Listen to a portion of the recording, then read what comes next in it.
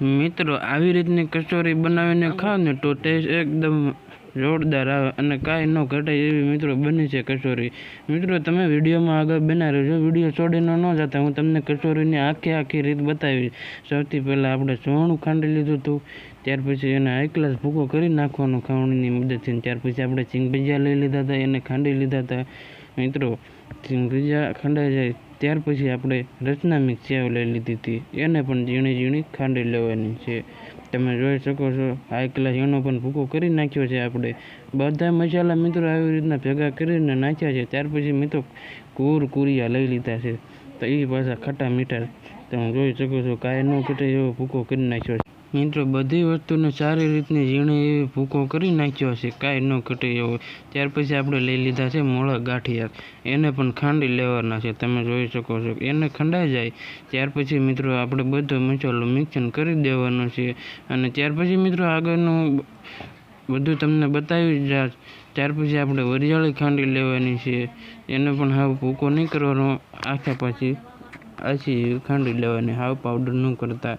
મિત્રો કચોરીનો ટેસ્ટ અલગ જ પ્રકારનો આવવાનો છે. વિડીયોમાં આગળ બન્યા રહેજો, તમને કોઈ કચોરીની રીત હાચી નહીં કે. ત્યાર પછી મિત્રો વરિયાળી ખાંડી નખાઈ ગઈ એટલે મોરસ ને મીઠો બે વસ્તુ નાખી દેવાનું. ત્યાર પછી જરીક ખટાશ માટે આપણે થોડોક એવો લીંબુનો રસ નાખી દઈશું.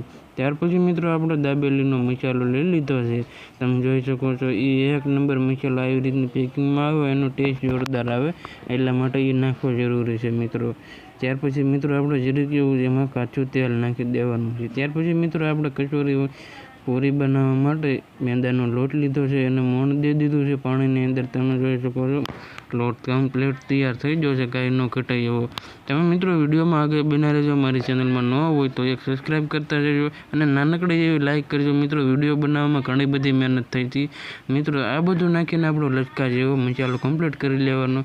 અને મેંદાના લોટમાં તમે જોઈ શકો છો આવી રીતનું હાઈ ક્લાસ ભરીને એકદમ ગોળ લાડવા ઘોડે કરી લેવાનું. નાની બનાવી હોય તો નાની બનાવી શકો, તમારા નાના બાળકોને પણ તમે આ નાસ્તા બોક્સમાં દઈ શકો. ઘરના વડીલો નાના મોટા બધા લોકો ખાઈ શકે એવી હાઈ ક્લાસ કચોરી બનાવી છે. મિત્રો વિડીયો સારો લાગે ને તો તમારા વોટ્સઅપમાં તમારા ફ્રેન્ડ સુધી જરૂરથી એકવાર મોકલજો, જેથી કરીને એના બાળકો સુધી આ મીઠાઈ મતલબ બને કચોરી. મિત્રો વિડીયો સારો લાગે ને તો લાઈક કરીને કોમેન્ટ કરજો કેવો લાગ્યો. એને મળવી એક નવા વિડીયોમાં. Bye bye.